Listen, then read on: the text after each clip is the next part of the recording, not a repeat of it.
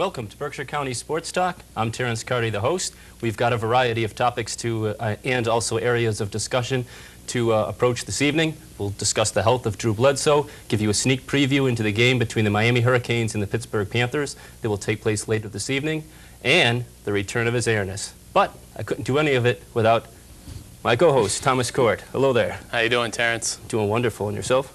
I'm doing fine, doing fine. Lots of stuff going on. So many, diverse things. We got playoff pennant races. We got, the NFL kicking. Don't forget the big fight on Saturday. That's right. We got, so many different topics. Individuals going for some pretty lofty all-time records, and we've got teams that are getting ready for postseason play. But first and foremost, of course, I don't know if when the Chicago Bulls drafted Michael Jordan 3rd overall in the 1984 draft, exactly what they knew they were getting into. But I think we as fans, the media, fellow ball players, everyone else in 1998 knew he was simply the greatest to ever lace him up. No doubt about it that he was ESPN Sports Century Classics #1 athlete of the last century. And guess what? He's coming back again. And how can you not be excited and in deep anticipation of what's about to happen? Certainly, this athlete, for his entire career, dating all the way back to his days at North Carolina, has seized the spotlight, and he has his accomplishments, not even counting what he's going to be able to do now. They can just stand on their own. He's already voted #1. You can't ascend to any loftier position. But he loves basketball so much, and I know a lot of people aren't going to agree with his decision to come back, and if he doesn't perform up to his standards, which is going to be tough to do considering that he is 38 years old, he's going to take a lot of criticism. Something that, as great as he is and as much as he's done, he's still had to deal with his share of criticism from the media and people that just people who are just Knick fans and have had, or if you're just a fan that has seen your team suffer defeat. So, you talked about the resume, which is basically untouchable. 6 times playoff MVP, 5-time regular season MVP, numerous scoring titles, the rings, everything seems to be there. I believe 2 Olympic medals. In '84 and with the 92 with the first Dream Team. Why? And he walks off the court having the highest regular season scoring average of any player. That includes Chamberlain, Bird, Johnson, McAdoo, you name it. And he walks off the court hitting the last second shot in the game to end Utah's run at the title and uplift the Bulls, put them in the championship circle. Now, why come back? What can possibly be gained? Well, that's the thing. He doesn't have anything left to accomplish. There's nothing else for him to do. It would make the story even a little spicier if they do another sports century, and you can throw in a new chapter which reads, by the way, he came back as a 38-year-old player and brought the Washington Wizards into the championship, where eventually they lost in 7 to the Lakers. That would be great to the story. But if he goes to the Wizards and honors both years of his contract, which he has just signed, for I believe $1 million, all to be donated in relief of the victims of the from the events of September 11th. Yep. But if, let's say, he gets the Wizards in the playoffs and they're bounced in the first round, and the following year maybe Jordan's joining the Wizards has perpetuated some more key signings or anything, and maybe they make it to even the second round or the East Finals, and they get eliminated the next year. My point being, if all that happens, isn't it just like a sequel to one of those movie series that should have never happened? And isn't that the way we'll look at it? That's an interesting... One too many Halloweens, one too many Rockies. Interesting illustrations there in regards to sequels. I don't think Michael Jordan has anything to apologize for. He's made a lot of people a lot of money, himself included. But you think about how his persona and his high profile with media and with television exposure, he's probably elevated the NBA salary structure to the level now where it's pretty much ridiculous. But he's made a lot of these players a lot of money. He's made a lot of NBA owners a lot of money just based on road ticket sales. Think about his little dabbling with baseball and how much that was criticized simply because he was doing something that he always wanted to do. Basketball is something that Michael Jordan just can't seem to peel himself away from. Is he going to be the top player in the league? I don't think so. Is he going to be near the top players of the league? I believe so, and I think that he doesn't have anyone to apologize for if he can't turn them into a championship team. And most experts agree that the Wizards, they only won what, 18 games last year. 19 to be exact. They were still in the lottery. Yeah, they're not going to go out and win 60 games and be a top seed in the playoffs. They most likely won't even make the playoffs. But if he doubles their win total of 38, are we going to criticize him for that, for not putting out another championship ring? All right. Well, critics aside, what about Michael himself? I could see the original format that was suggested last spring when he wouldn't make it he wouldn't come out publicly about it because he didn't want to be a distraction from the playoffs at that particular standpoint.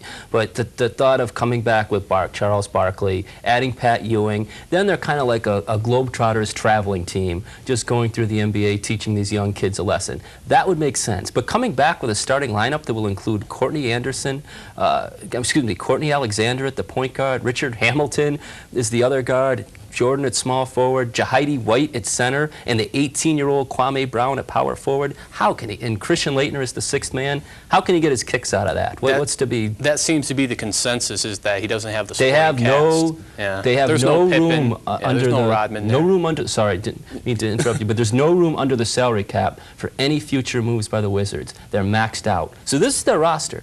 There isn't going to be, unless they can somehow finagle some kind of trade before the trade deadline, where they're able to get some more superstars to come aboard.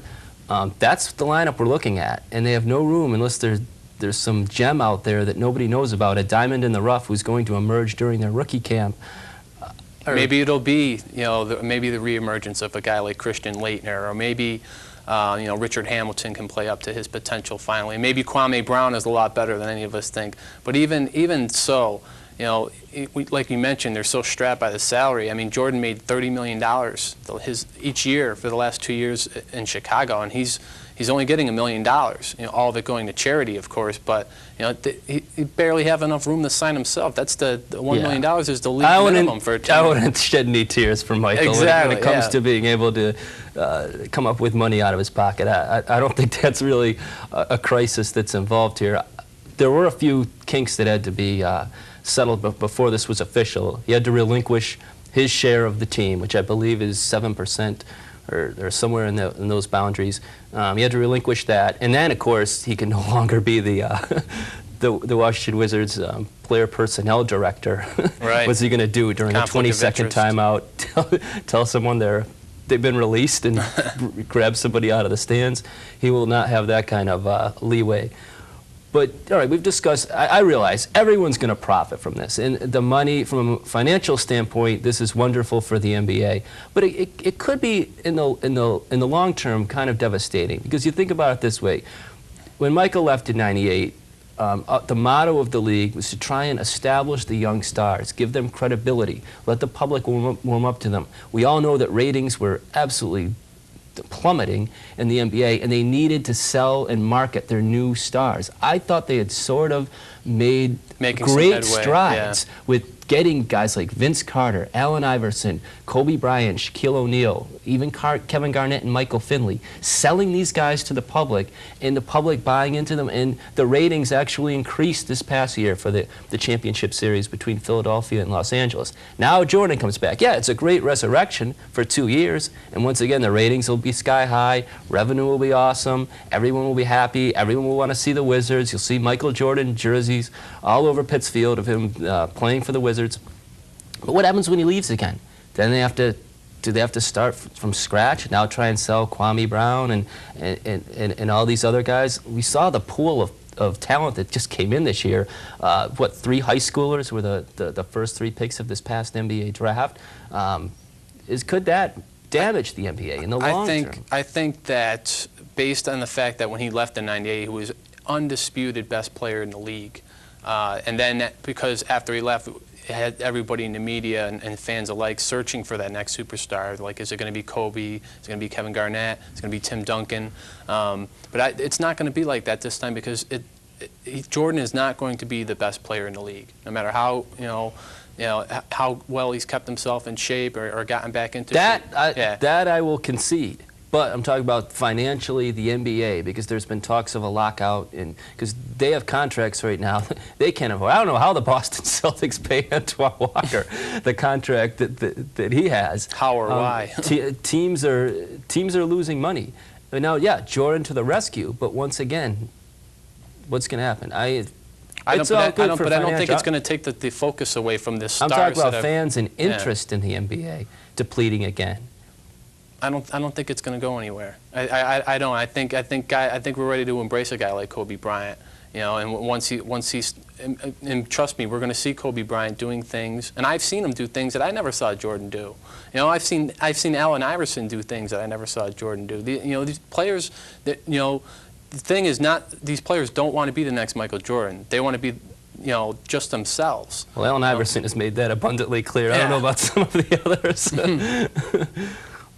But yeah, I agree with that, what you're saying. But I don't know. One thing is assured about all this, and that is the Wizards are suddenly in demand, and NBC and TNT are scrambling now, trying to make adjustments with their TV schedule to accommodate Jordan. I never thought I'd sit home on a Friday night and see a Wizards Pistons contest, but now it can be sold again as the old versus the new, Stackhouse versus Jordan. And obviously the ratings will be through the roof for these games. I know you got your eye already on that Knicks opener against the Wizards. You're already talking about going down there. Oh yeah, absolutely. We should check out Michael in his debut. But overall, my opinion is this is positive, and I'm not one of those guys who would step up and I've never been a Jordan proponent throughout my life. I've never wanted to be like Mike, but I respect the man for what he is. If he comes back as a 38-year-old. It could be bad. I mean, I automatically think of Johnny Unitas's days with the Chargers. Towards the end, yeah. But then again, there were the signs that Johnny Unitas was fading. We don't have really a memory of Jordan on record, and according to sources, he's been killing people in those pickup games. One interesting thing is, I saw a panel last night on another particular sports show that happens to be on TV, and they broke this down pretty good. Nobody on the panel forecasted that the Wizards would indeed make the playoffs this year, and 3 out of the 8 people on the panel suggested Michael might not even finish the season. What do you think of that? Yeah. I haven't heard anything like that. Mark Cuban's one of the sources, so I don't know about the level of reliability there, but the other 2 sources I can kind of vouch for as maybe ones that I would take more serious. I know Mark Cuban, if he got penalized for every ludicrous thing he said, the man might be penniless, but some of them did say that. Do you think, knowing the competitor he is and not really playing for a team, the thing about Jordan is the Bulls were never downright awful. His rookie year, he took this team that was, like I mentioned, number 3 in the lottery the year before. They made the playoffs his rookie year as a 5 seed and took the Bucks, who had an experienced team with Sidney Moncrief and Terry Cummings, made the series a challenge. What if it's the All-Star break and the Wizards are 10-40? Do you think a guy like Michael will stick it out? They won't be. I don't think they'd be 10-40 if he wasn't there. Right. I mean, he's going to make a difference. They're going to win twice as many games as they did last year, but they're not going to win 50 games. And I've been looking through this, and of all the people that I've seen, the one person that said that the Wizards would make the playoffs and win 50 games is an alumni of North Carolina. So you got to take that with a little bit of bias. Everyone else is like. Would that someone happen to be Stuart Scott from ESPN? Exactly, Stuart Scott was it. He also knew Michael Jordan when he attended UNC. Exactly. So you talks about him on a first-name basis. So there's an obvious bias there. Everyone else, the experts, Dr. Jack Ramsey, right on down to other players, they're saying, 38 wins. It's not bad. It's twice as many as they had last year. Jordan will make the difference, but it's with all those Bulls teams, those 6 teams that won, you can never overlook the supporting cast that he had, and a guy like Pippen, who at times a lot of people considered to be the 2nd best player in the NBA, and your role players, like like Tony Kukoc, versatile guys who could. No question he elevates the play of everybody around him. Right. That's been proven. I look at what has happened to Steve Kerr since his days with the Bulls. He's in an offense now where the double team is a different type of double team. It's not a guard and a triangle offense. People scrambling around trying to incorporate a double team, and you just stand behind the three-point line and get a wide open look. He hasn't experienced that in San Antonio, and he's been a failure so far as being a bench player. Look at you mentioned Scottie Pippen.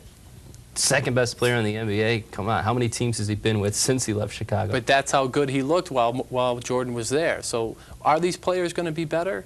Yes. Is it going to get to the point where we're going to be buying tickets for the finals? No. They're going to win a lot more games. They're going to be a lot more fun to watch, but they're not ready for the championship yet. All right. Well, there's a comeback that's on the way. One man out there who certainly is not making a comeback, that would happen to be Barry Bonds. His career is in full swing. He's actually in his prime. At the taping of this show, he's getting very, very close. He's at 67. Only 3 more to tie, 4 more to eclipse McGuire's record. But I heard a disturbing piece of information that was revealed to me last night. It's saying that if he were to break the record at Dodger Stadium, the Dodgers would not conduct a ceremony for him or even have a stoppage of play. It would be basically recognized as just any other home run. What do you feel about that? Well, interesting that the comparison you made with Jordan and Bonds. They're both 38 years old. But yeah, the rivalry between the Giants and the Dodgers, and you take that all the way back to New York City, back when they both played there, it is bitter. It is bitter. These teams, they hate each other, I think it's kind of to their detriment that they wouldn't step forward and recognize such an important accomplishment, despite the fact that it comes so soon after McGuire setting the record a couple of years ago. It's still got to be a big deal, and just because you don't like the team, doesn't mean that you have to lower yourself. And the thing is, the entire nation will be watching, and they're going to be sitting. You don't want to take something like that, to that kind of level where everyone's watching. I don't see how a team can have the decision or an organization of. I think the fans would just overrule it. There would just be a standing ovation that would not cease. And whether the Dodgers try and organize something where, they won't stop the game, there won't be pony rides afterwards or whatever, or a big celebration of gargantuan levels. Still, I think the fans they'd overrule. I think you saw the atmosphere in Dodger Stadium when he hit 67. You can see the fans in the background all leaping to their seats. I think something like that, the fans' appreciation of a superstar and a guy who's been at it for a long time and is finally on the verge of doing something great, would overwhelm. But we do have to go to a break right now. There'll be more baseball later in the show. Coming up will be chiefly our analysis of the big fight Saturday night between Bernard the Executioner Hopkins and Felix Tito Trinidad. Please stay tuned. Cut! You need to look more confused. Can you give me an example? You've heard of the United Way. Yeah. Can you tell me what the United Way does? That's the look. Roll cameras. Confused about the United Way? Across America, local United Ways bring people and resources together to solve community problems, like giving people in need the tools to work their way out of poverty and build a better life. The United Way, the way America cares, community by community. Okay, we're back here at Berkshire County Sports Talk. Okay, let's get to the big fight this Saturday night, because it's a big one. It'll be the first time the middleweight division, which is probably the second most glamorous division in boxing, right behind the heavyweight division, it'll be the first time they've unified their belts since 1987. It'll be Felix Tito Trinidad, who's on quite a roll right now, basically erasing everybody in his path, against Bernard Hopkins, probably somebody the American public isn't too familiar with. But what are your outside observations of this fight? Well, Hopkins is he deserves a little bit more attention, considering he's going for I believe his 14th consecutive title defense. That would tie a record, and I think this is his chance to really solidify himself in boxing history. This kind of win against somebody as talented as Felix Trinidad would be. It would be a punctuating moment for him. If, on the other hand, Trinidad He's like, and all the years I've been watching boxing, never have I seen a fighter, more determined, more no nonsense. He just goes out there and does his thing, and he cuts down the ring, and he is. I think he's going to win this fight, and he's already had so many defining victories. A victory over Oscar De La Hoya, dismantling of David Reed, a devastating win over Joppy, and this is just another step in the ladder for him, I believe. He's got his sights set a lot higher. Right. I'm excited. There's nothing like watching fights like this. You and I go back, more than 10 years. We would run, these kind of fights would get us running around trying to figure out how we're going to be able to view them. And now, some pretty, some pretty crazy ways in which we did. Exactly. These are You'd be surprised what we went through. They get us excited. But the whole thing is, this fight is pay-per-view, which we know some of the shams and shenanigans that have gone on in pay-per-view fights through the years. They've really killed prize fighting and really given it a black eye, so to speak. We have the Lennox Lewis Holyfield situation with the disgraceful judging. We've had dishonesty, guys, boxers biting other boxers' ears off, all these crazy things. Now, put yourself in the role of the promoter for 1 second, Tom. Say this is a fight you have to promote. What do you think will make this fight more legitimate? And if you had to sell this, how would you give the paying audience a sense of certainty that nothing like that's going to go on? Or can you with a guy like Bernard Hopkins, who's known for his dirty tactics? Well, the thing you got to observe, Terry, is that these are middleweights. These aren't heavyweights, and all those shenanigans, those kind of things seem to happen when you've got heavyweights, where you got the viewing public feeling like they've been ripped off, because you got. I remember that. What was that? The Lennox Lewis. Who did he fight? Evander Holyfield with the awful decision. Yeah, a terrible. And I was rooting for Holyfield, and I knew he lost that fight. And then you got fans feeling like they've been ripped off. And then you got, Louis Galata. Where you shell out your $50, and then all of a sudden, 2 minutes later the fight's over. Yeah. I mean, that doesn't happen in the fights in the lower weight divisions. And if you're a true boxing fan, that's where you're going to see the exciting fights. Now, I've noticed that there was some really bad blood between these two that had precipitated right up until, of course, let's mention to our audience, this fight was supposed to take place the 15th of September. Of course, the events that happened on September 11th caused a postponement, and 2 weeks later it will go down on the 29th. But we won't see any of that. Bernard Hopkins disrespecting the Puerto Rican flag as he did for a national audience, which basically led to an altercation between the two. Yeah, well, this, again... this has to be in good taste. There are already some people who feel they're doing it too soon to begin with. Just like everything else in sports, everything takes a back seat to when you're talking about national events and things that have been going on, and we talked about that last week. And, we talked about, boxing in general, and, just the violence of the sport itself. But I'm just glad, a fight of this caliber, I'm happy it's going off on the 29th, because if they didn't do it on the 29th, they're already talking about early next year. And as boxing fans, you wait long enough for fights like this.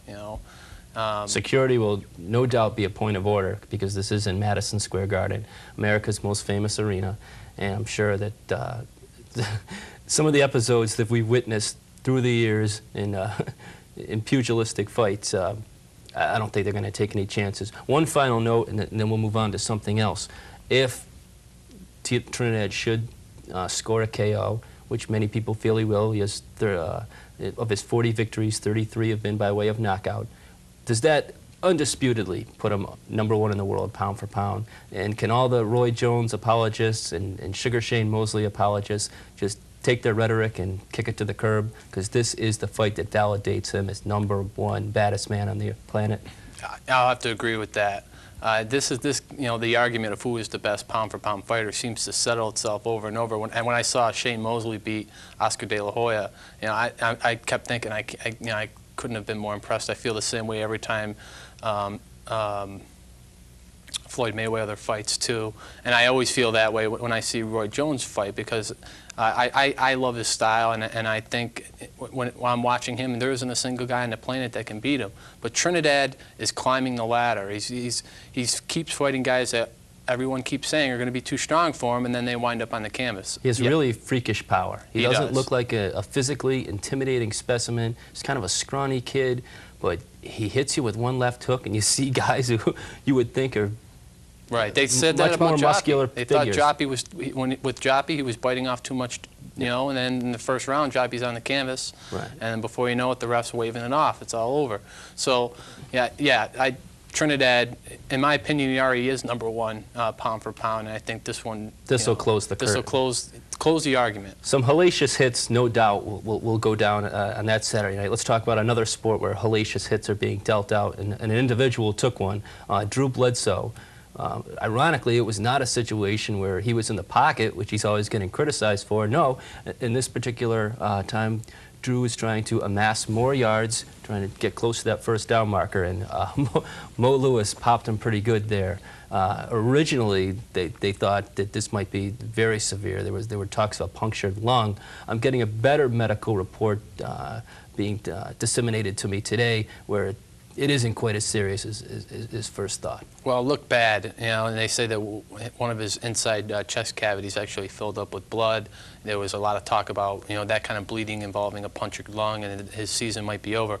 The latest I'm hearing is that he's going to be back in 3 weeks. But they cut Michael Bishop in the off season, so I believe that their backup quarterback is going to be Tom Brady. Mm-hmm. He's going to be, you know, and the Patriots are, before Bledsoe went out, they're having trouble scoring points. Mm-hmm. You know, they still haven't solidified their running game yet. I don't believe they have any talent at wide receiver. They have no height. I think if you're going to have a ball control offense, you need height at the wide receiver. The tallest guy they had, Terance Small, 6'4", they cut him. Well, he's been reinstated. Oh, yes. Yeah, he was just activated today. So hopefully that'll give them another target. Well, at least they're correcting some of their mistakes. Since the demise of Ben Coates, Drew's really been searching and searching and searching, and it's hard. Other than the one really terrific year that Terry Glenn had when he was a Pro Bowler, of course. The man directing the ship that year was Bill Parcells. He's out of football completely. But let's talk about some of the other teams.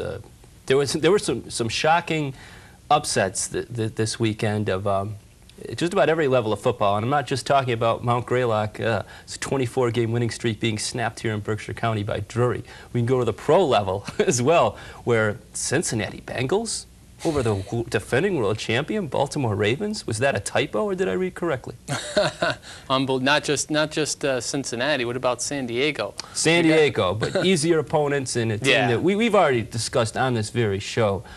The very good decision making that went on in San Diego this past off season. They've just upped their personnel and become so invigorated, especially with the addition of Doug Flutie. They, to me, are a semi-surprise. The Bengals, however. San Diego Chargers, 2-0. Yeah, it is a kind of a shocker. But when you mention the fact that their victories have come over the hopeless Cowboys and equally as hopeless Washington Redskins, kind of lessens the shock a little bit. But the Bengals over the Ravens, come on now. We talked about the fact in our very first show we didn't like the chances of the Ravens repeating.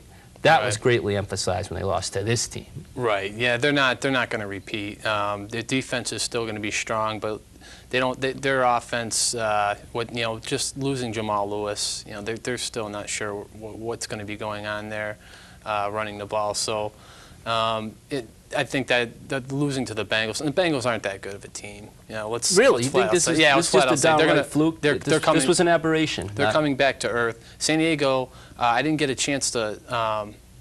Those two teams are playing each other this week, so one of them is going to be 3-0. I know. And the other one's going to be on their way back to earth. I have a gut feeling that San Diego might be 5-0. They might start off 5-0. They have a pretty, really? Yeah. You must have looked. I looked ahead at the schedule. Schedule. They have some pretty easy games coming. You're not allowed to do that. You're on the fifth. You're on exit 5 on the turnpike when the rest of us are just approaching 3. That's not fair. Hey, as long as it's free. I don't think that it's going to be very indicative as to how good they actually are, but they very well could be 5-0. Cincinnati, they're going to come back to the pack as well. If I had to make 3 teams at this point pedestal bound, I'd have to say the Indianapolis Colts have to be there. Absolutely. Their offense is running like a well-oiled machine. I love the way the Green Bay Packers performed this past Monday night. Forget the opponent, but to me it's still Rams, Rams, Rams. In an old-fashioned shootout that we were accustomed to seeing in '99, this time they engaged in one with the 49ers. Rams came out on top, though, even though it was on natural grass, away from their friendly confines, which is a dome stadium. Yeah, and that is important for teams like the Rams to be able to perform, outdoors. The thing is with the Rams is that I don't think they're not running it up like they have the last couple of years. They're not scoring 45 points. They're scoring 25 points. Give it time. Give it time. Well, we're only 2 weeks into the season. You know they're going to have their share of outbursts. You mentioned Indianapolis. I want to just mention another team playing in the same division. That is Miami. And Miami right now, their defense is playing, as such a unit right now that I think they're going to be right there with Indianapolis. Their offense, of course, isn't where it should be, but I think in the end it's going to be defense that wins the big games down the stretch, and I don't think Indianapolis their defensive unit is of the same caliber. So, well, those are the kind of clashes we like when an unstoppable offense goes against the impenetrable defense. That's something we always like to see. Those are the contests I like. My criticism of the NFL the last couple of years is there have been too many teams like the Dolphins, and the result has been a lot of basically pretty a lot of field goals. Yeah, not a lot of touchdowns. A lot of lackadaisical games that are hard to really get into, and there are a handful, like 1 or 2 every Sunday, games that, as far as entertainment value goes, I think aren't lacking. And like I said, I hate to constantly keep carping on the AFC Central, but there's not a team other than Jacksonville that has any sense of fluidity on offense, and that's just my opinion. I'd like to see the Rams-Packers play every week. If I could just change venues for a second, there's no way that we can get through football without talking about that upset in the ACC, Florida State, North Carolina. That was absolutely big. Yeah, Florida State stomped 41-9 by UNC. This program has lost big through the years, blown out by Florida in the Sugar Bowl.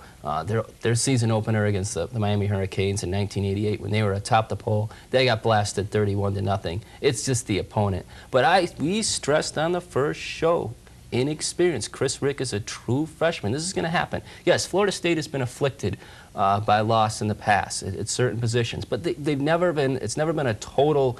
The roof has never caved in. Yes, Chris Winkie was lost for the season in 1998, and Marcus Outzen had to replace him.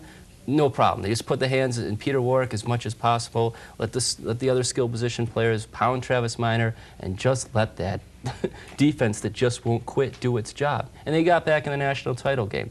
Then the following year, Peter Warrick and Lavernius Coles get suspended 3 games apiece for that credit card scam. No problem. Winkie steps up. Travis Minor has big games.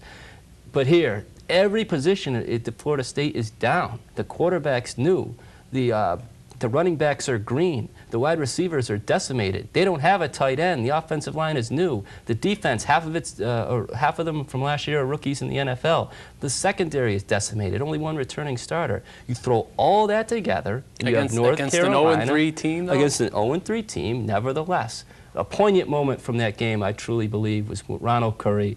This man came with all the accolades out of high school that an athlete could ever want. He was not only the #1 high school player in the nation when he attended North Carolina 4 years ago, but also a McDonald's All-American, which is unthinkable. Basketball, yeah. He has not really lived up to the hype in either sport. He had more hype coming out of high school than Michael Vick did. He really did. He was rated higher on the charts. He attended North Carolina, has really had a struggling career. He was yanked in the first period of that game in favor of the backup Durant, who sparkled once again. But poignant moment, Ronald Curry put back into the game to throw a 62-yard touchdown pass, which was basically the final nail in the coffin in that game. And if Ronald Curry never has another good sporting moment in his life, he can tell his grandchildren he had a 62-yard pass against the #6 team in the country.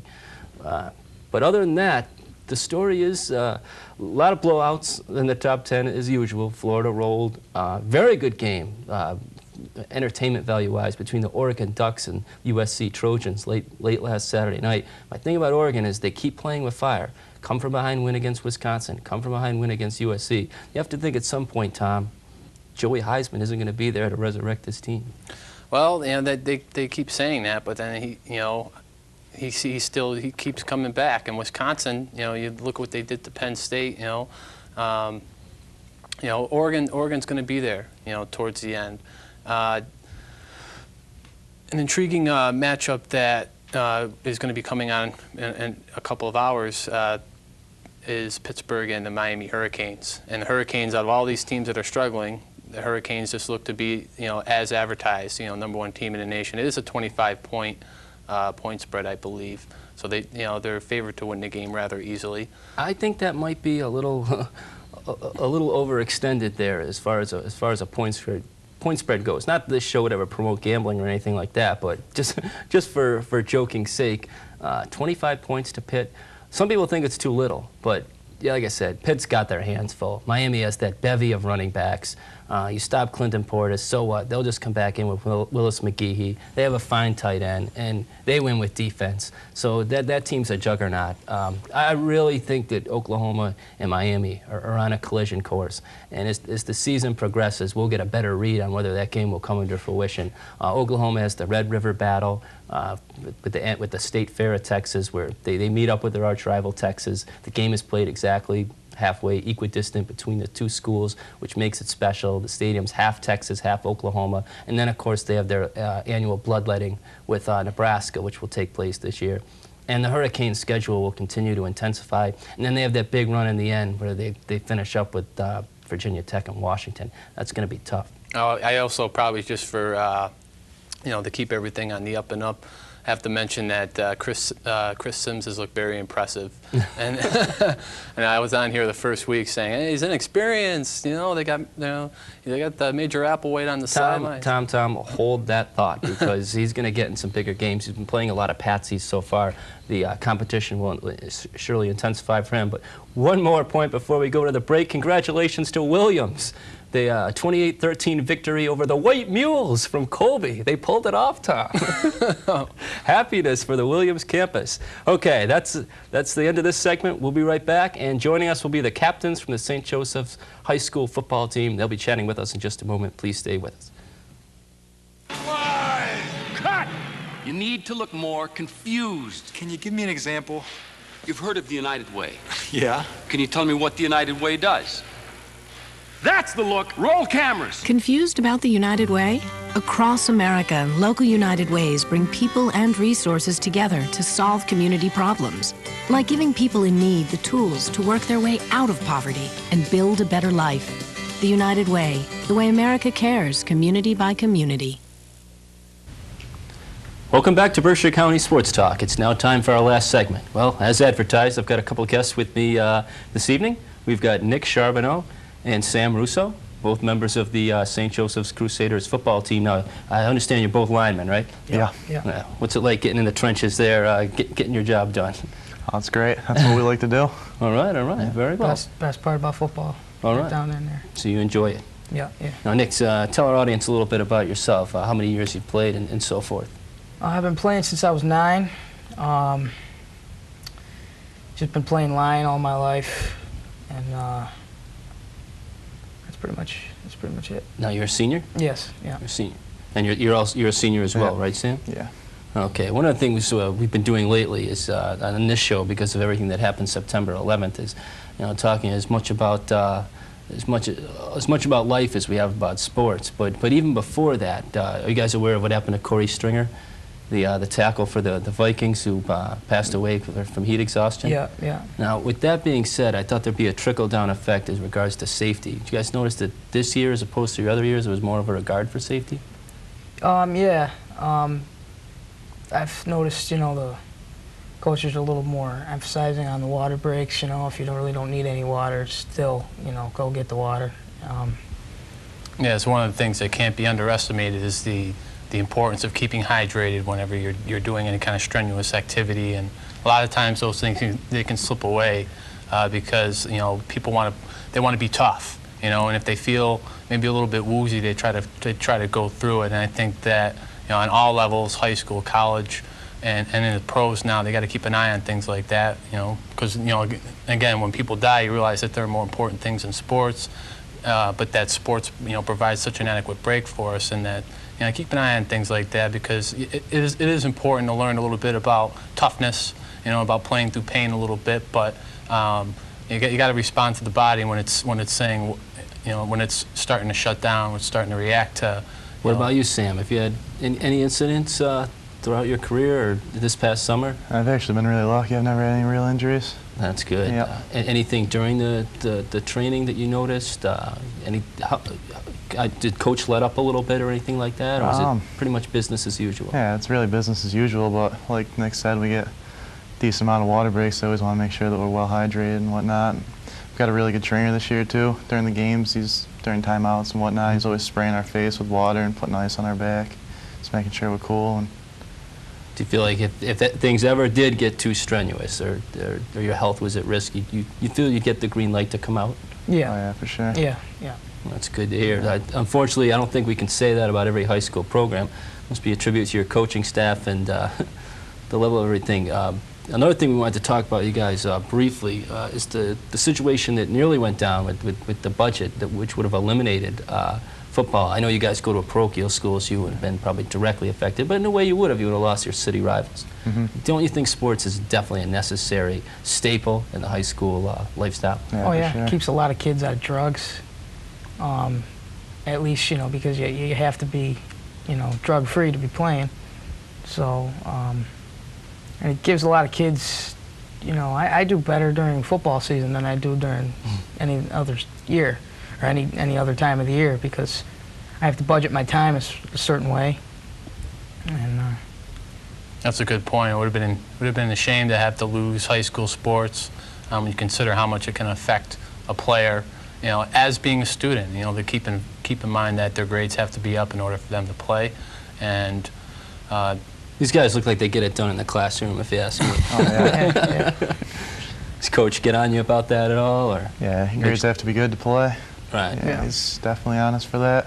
Right. Did you lose it? Were there any casualties this year? yeah. Did have a couple? Yeah. We obviously won't get any names or anything like that. This is a rather young team, isn't it, TC? I know you've been reading up on these guys. That's what I was going to address, especially at the so-called skill position. I understand you guys are pretty much mainly comprised of a lot of freshmen and sophomores. Yep. Read the preview, we're 37. Have you guys discovered it is a youthful team, seeing some of the mistakes that are made? Yeah, we lack a lot of experience, especially in the backfield, I'd say. Like up front, we've got a couple seniors and some juniors, but for the most part, we got a lot of young kids out there. So, of course, they're going to make mistakes, but they're also learning at the same time, which is really good. Right. You guys are making it part of the process as seniors and captains to kind of instruct the younger guys. Yeah. Tell them when they've done good. Try to teach them if they've done anything wrong. Pat them on the back when they, make a tackle and all that stuff. So what's going to happen with the line when you guys move on? Do you have people waiting in the wings? There's some big kids waiting. We got some big They'll get in, yeah. I was reading in the preseason article about the preview about Coach Bianchi saying that look out for St. Joseph's to shock somebody. I know Terry was talking to you earlier about the city schedule. You got a couple weeks before you guys get into that. What do you guys think that might be that possible? Team you can sneak up on. Yeah. Well, are you gunning for anybody? I know you said you got. I was really hoping it would be Wacona, but it didn't happen. Right. You got PHS in the final game of the season. Yeah. When do you guys play Taconic? We've got about 3 weeks. Okay, some time to get ready. Let's talk about the development of the backfield a little bit. I know it's young, but if you guys can assess your quarterback, John Ferris, he's just a sophomore. I guess it's been brought to my attention he was actually knocked out of the first game, but he came strong. He's been healthy lately. Do you guys think that eventually down the road he's got a shot at maybe all Berkshire if he continues to improve? I think so. Like you said, if he continues to improve, if he's tough, if he bounces back, he's doing well right now. Taking the snaps pretty good, and I think he'll do all right in the future as he gets older. I was able to catch some of that opening game against, was it East Long Meadow that you guys Yep. played? And just walking around the St. Joseph sidelines, it wasn't indicative of what the score was on the board, the kind of support that you guys are getting from the crowd, and just from, you know, kind of eavesdropping on some of the conversations with the parents and everything. And you know, I found it to be a positive environment. Terry, I know you have some specific feelings about amateur sports, and Yeah, sure. Yeah. It's the purest form of sports, and I was actually at your game against Wacona last Friday night. You know, I thought you guys played really hard. The crowd was positive. You mentioned the success of your trainer. It was actually a moment of tribulation there. One of your teammates was carted off, but Nick, you indicated that he's in pretty good, stable condition right now, and he's back in practice and everything. Oh yeah. He's doing fine. Was it a stinger? Was that the exact? He had something like that, a jam or something. Just, you know. It was basically a stinger. He just Yeah. got hit in the neck. Yeah. Right. I I they noticed take that those extra precautions, Right. you know, make sure he's not. Right. But let's talk about one of the other young members of your backfield. How about Doug Knoll? You guys look at this guy as maybe someone in the future who can. Yeah, definitely. He's got a lot of heart, just like all the younger kids. Right. A lot of them, they're out there playing really young, but they want to be out there too. So it says a lot for them. One of my personal favorites, a guy just from a sideline standpoint, I think has a chance for a bright future. I don't know exactly. You guys can tell me more about him. Is Dan Walters. Yeah. He runs the ball hard. You like his style? Oh yeah, yeah. Kind of more of an upright runner. Yeah. He runs the ball hard. He loves to get hit. He loves to dish out the hits. Loves to bounce back up after he's been tackled. And he's a pretty good football player. Now, I understand you guys are two of the captains. There are, however, a few more. Let our audience know who they are. We already know Jeff, who's Jeff Harrington. Unfortunately, we didn't get enough room for him on stage. he's a big guy. Talk about the experience playing with him and some of the other captains. Well, we have Bill Muncie, who's another captain who I've been friends with since 7th grade, and Jeff Harrington, and Nick Malloy too. Yeah. He's a member of the backfield, right? Yeah. It's great to work with guys. It's great to play with Jeff and Bill and Sam and Nick. Everybody's got their own style. Everybody's got their own. You know, I like to yell a lot. You know, jump around like. You're the emotional and spiritual. I like to jump around. You know, and then there's just everybody has their own. You know, Nick's the running back. You know, so he's got the running back. You know, Sam's the lineman guy, but he's got a lot of good points to him during practice. You know, he's funny and says some funny stuff. You always have to have a team comedian. Yeah. And I get the sense that Sam might be a contributor in that department. Yeah, I like that, a little humor at times. Yeah, gets you through the tough practices, I'm sure. Yeah, when you think about the team dynamic, you got to have diversity. You got to have people working. You got to work as individuals with your own style, and then work together as a team. You guys spend a lot of time together, off the playing field, or you guys have a lot of classes together. Yeah. We go out to eat a lot.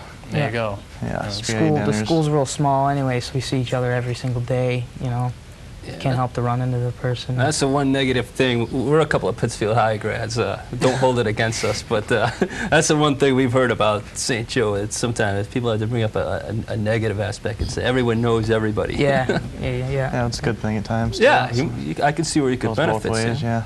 yeah. Right. Well, that's good. Well, let's get the focus in on you guys. What do you do? What do you do off the field? What are some of your activities? Obviously, you do a good job at the line, but what are some of your other? I know this guy weight lifts, but Nick. Same as him. I love to weight lift. Played lacrosse last year. I'm probably gonna play. So you really like to mix it up, Nick. Yeah. Basically, football is just the big thing. I focus on football. Take them some snaps in the backyard.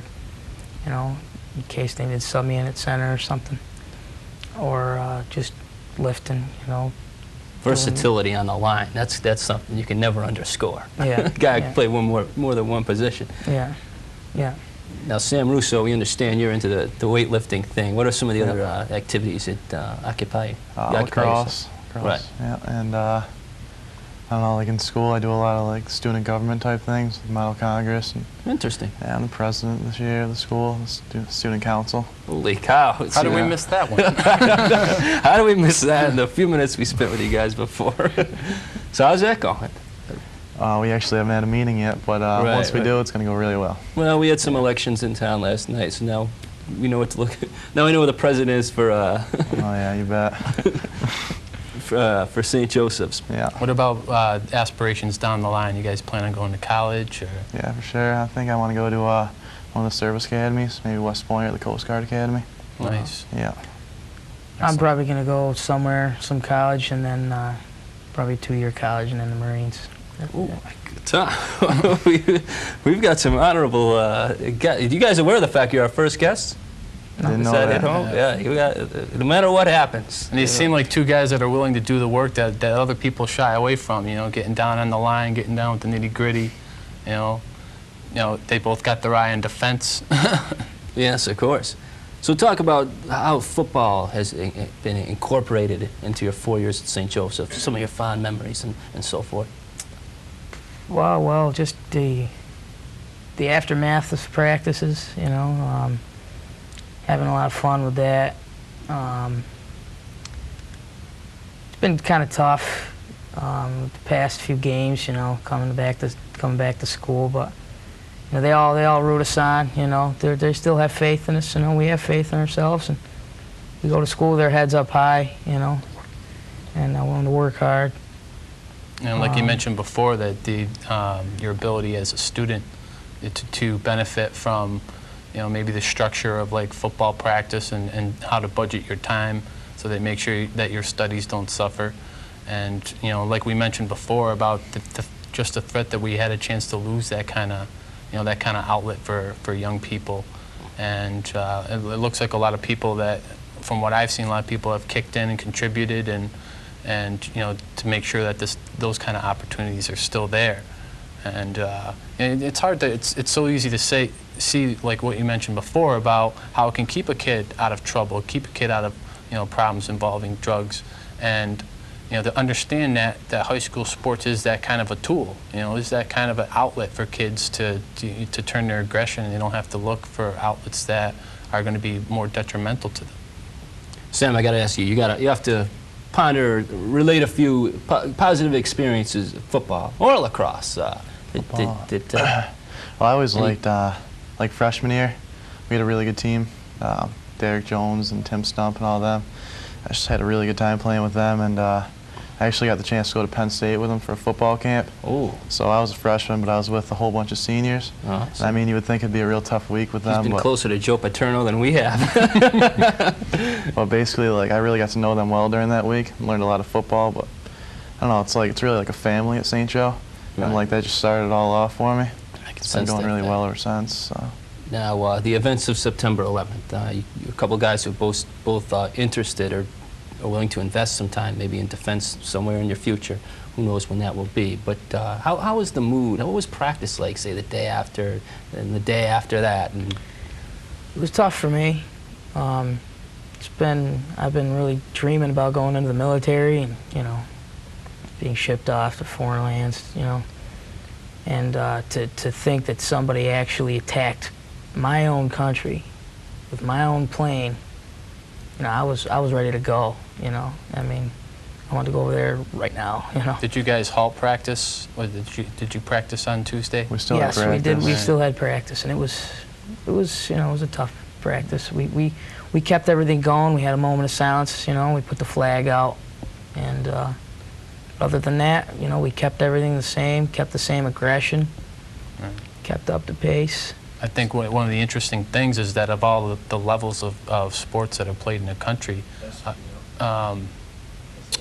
high school sports continued to go on, practices continued on, games continued on. And that wasn't so with college or with pro football. So, I mean, there was still football being played there by by young men like yourselves, and you know, these things are going to have an effect on you like everybody else. You know, but like you said, everything went off without a hitch. Yeah, everything, the aggression was still there. Aggression was still there. Might have even had more aggression. Yeah, a little more. When we went to more play anger. Lee, we might have lost, but we still went out there and played for all the victims of September 11th. Yeah. Well, that's correct. I actually did forget that you played a game directly after against Lehigh. Yeah. So I actually had a pretty valiant effort. We know, from what we can gather now, Lee is definitely no slouch. It'll be interesting to see how they fare with THS. But let's break down, waver a little bit and get right back into football. You've got Monument now on the road. With the offense kind of stagnant a little bit, are you guys going to alter anything from your game plan, or are you just going to try and execute the same game plan you've been working the last few weeks? Nick? I think right now we might possibly try to execute the same, just as long as, I think we're close, you know. I mean, we watched the game film and you know, it was a terrible loss, you know. It looked pretty bad on the scoreboard, but really in reality, we fumbled in our red zone twice. I was going to mention that, and the snap on the punt didn't help matters Yeah, either. he lost his contact lenses, he couldn't see, and we didn't know. Oh, He there's didn't an even extra say tidbit anything. of information that doesn't show up I in the know, box he score. didn't say anything. It was so funny. He just, watching that on the film, it just went so high over the kid's head. But we're gonna keep up. We're just gonna keep up, you know, doing what we're doing. Right. You know, just we're close. We're doing all right. Sam, what do you think? You alter the game plan, or just try and specifically concentrate on execution and getting the job done? I think we really need to just stick with what we've been doing, because like Nick said, it's just a matter of a few things clicking that haven't really clicked yet. Like, we'll get a group of kids that'll work really hard, but then there's a couple other kids that are making mistakes. And but once everything comes together and we work together as one unit, I think we're gonna find a lot of success. Yeah, you guys got to alleviate the mistakes. Right.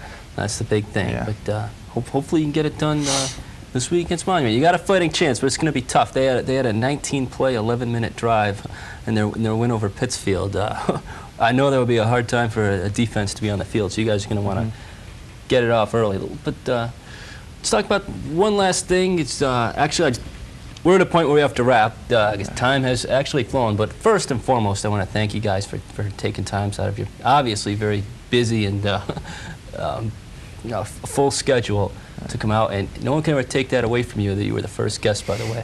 And thanks a lot for coming on, guys. Okay, Thank you. once again, this has been Nick Charbaneau and also Sam Russo, taking some time off to chat some football with us. But that's a wrap. Don't forget, they will be playing Monument. The other games this weekend, Pittsfield High travels to Drury, and Taconic will play Lee. Join us again next week.